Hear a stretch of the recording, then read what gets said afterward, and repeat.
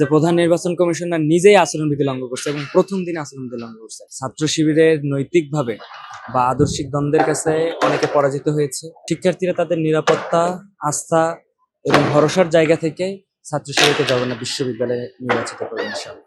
ওই বিশেষ গোষ্ঠী এবং দুই একজন ব্যক্তি ছাড়া কেউ নির্বাচন পেছানোর সায় দেয়নি। নির্বাচন কমিশন এখানেও যে তারা তাদের ওই কথা রাখতে গিয়ে নির্বাচনটা পিছিয়েছে। বিশ্ববিদ্যালয় প্রশাসন ছাত্র দলের কথা স্পষ্টভাবে বলে রেখে তাদের কথাই বরাবর শুনে আসছে। আমরা আশাবাদী, শতভাগ আশাবাদী। কারণ মূল কারণটা হচ্ছে শিক্ষার্থীরা এখানে ম্যান্ডেট দিবে। দিন শেষে শিক্ষার্থীরা তাদের যোগ্য ম্যান্ডেটকে, যোগ্য প্রার্থীকেই খুঁজে নেবে। অন্যান্য বিশ্ববিদ্যালয়গুলোতে আমরা দেখেছি যেভাবে ছাত্র শিবিরের নৈতিকভাবে বা আদর্শিক দ্বন্দ্বের কাছে অনেকে পরাজিত হয়েছে। আমার কাছে মনে হয় শিক্ষার্থীরা তাদের নিরাপত্তা, আস্থা এবং ভরসার জায়গা থেকে ছাত্র শিবিরকে জগন্নাথ বিশ্ববিদ্যালয়ে নির্বাচিত করবে ইনশাআল্লাহ। হ্যাঁ, আমরা শুরু থেকে দেখেছি যে বিশ্ববিদ্যালয় প্রশাসন ছাত্র দলের কথা স্পষ্টভাবে বলে রেখে যে তাদের কথাই বরাবর শুনে আসছে। যেমন আমরা শুরুতে যখন 27 নভেম্বর ইলেকশন ছিল, আমরা সবাই ঐক্যবদ্ধ ছিলাম যে এখানে ইলেকশন করবো এই তারিখে। কিন্তু তাদের কথা শুনতে গিয়ে বিশ্ববিদ্যালয় প্রশাসন, নির্বাচন কমিশনার বলল যে 9 অথবা 10 ডিসেম্বর করবে। কিন্তু তা না করে সেটা পরবর্তীতে নিয়ে গেল 22 ডিসেম্বর। সেটা একটা বিশেষ পক্ষকে স্পেশালি তাদের একেবারে এইভাবে উল্লেখ করছে যে তারা এতদিন ধরে ওয়েলফেয়ারমূলক কার্যক্রম করতে পারেনি, দেন এখন তাদের কল্যাণমূলক কার্যক্রম করতে হবে এবং তাদের সময় দিতে হবে। আমার মনে করি যে যেহেতু তারা চেয়েছে, তাদের দাবির প্রেক্ষিতে তাদেরকে যথেষ্ট সময় দিয়েছে।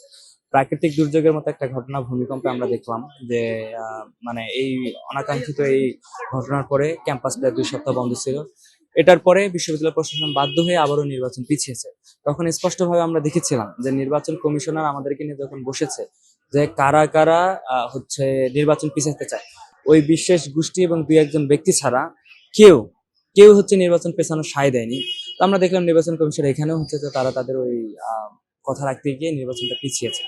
এখন কিছুদিন আগে নির্বাচন চলাকালীন সময় যে আচরণবিধি বা বিধিগুলো আছে এই বিষয়ে কথা হচ্ছিল, তখন আমরা স্পষ্টভাবে তারা আগেও যেভাবে চেয়েছে, যেটা আমাদেরও দাবি ছিল যে অমোচনীয় কালি দিতে হবে, স্বচ্ছ ব্যালট বাক্স দিতে হবে এবং একই সাথে যেহেতু প্রায় 17,000 শিক্ষার্থীর প্রায় 21টা করে ভোট এবং হল শিক্ষার্থী মোটামুটি 1200 প্লাস, তো তাদেরকে যে এই যে তাদের 13টা ভোট, এগুলো কাউন্ট করা একটা সময় সাপেক্ষ বিষয়।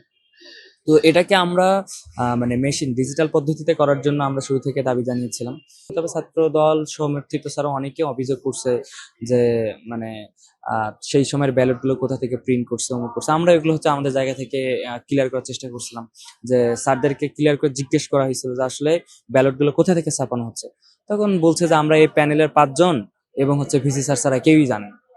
এখন জানি আমরা এতটুকুই শুনে নিলাম, জানি না এরপর আবার পরবর্তী সময় বাংলা বাজার বা নীলক্ষেত আবারও বলবে কিনা এটা জানি না। তবে এই কোশ্চেনটা তাদের পক্ষ থেকে আসছে এবং তারা এই কোশ্চেনের উত্তর পেয়ে সন্তুষ্ট ছিল। আমরা যখন আমাদের প্রেস কনফারেন্সে একবার উদাহরণসহ দেখলাম যে প্রধান নির্বাচন কমিশনার নিজেই আচরণবিধি লঙ্ঘন করছে এবং প্রথম দিন আচরণবিধি লঙ্ঘন করছে। উনি ওনার ডিপার্টমেন্টের এক প্রার্থীকে শুভকামনা জানিয়েছে, যেখানে স্পষ্টভাবে গঠনতন্ত্র এবং আচরণবিধিতে স্পষ্টভাবে বলা আছে কোনো শিক্ষার্থী, কোনো কর্মকর্তা, কোনো কর্মচারী এই ধরনের কাজ করতে পারবে না। আমরা এও দেখেছি যে নিজের সন্তান উনি যে নির্বাচনে কোনো একটা দায়িত্ব পালন করছে। তো এটা তো আসলে যায় না। এখানে তো এমন না যে কেউ যোগ্য প্রার্থী ছিল না, কেন এই কনফ্লিক্ট গুলো তৈরি করবে। আমরা বিভিন্ন শিক্ষার্থীদের মাঝে, কর্মকর্তার মাঝে এই আচরণগুলো দেখতে পেরেছি। আমরা যখন এগুলো প্রেস কনফারেন্সে একেবারে পয়েন্ট টু পয়েন্ট দেখার চেষ্টা করেছি, উদাহরণ সহ স্ক্রিনশট একেবারে আমরা ভিজিবল দেখিয়েছি পেপার সহ, তখন নির্বাচন কমিশনার দেখলাম যে আমাদেরকে একটা শোকজ নোটিশ দিয়েছে 3 দিনের ভিতরে, 3 কর্মদিবসের ভিতরে আমাদেরকে লেটার পাঠানো হবে, রিপ্লাই দিতে হবে। তো এমন এক টাইমে পাঠিয়েছে যখন 3:45 বা একবারে ডে ওয়ার্কের শেষ টাইম। তো সেই টাইমে তো আমরা রিপ্লাই দিতে পারি নাই। আমরা সময়ও চেয়েছিলাম, দিয়েছি, এটা নিয়ে সমস্যা নেই, কিন্তু তাদের শব্দ চয়নটা খুব ভালো ছিল না আর কি।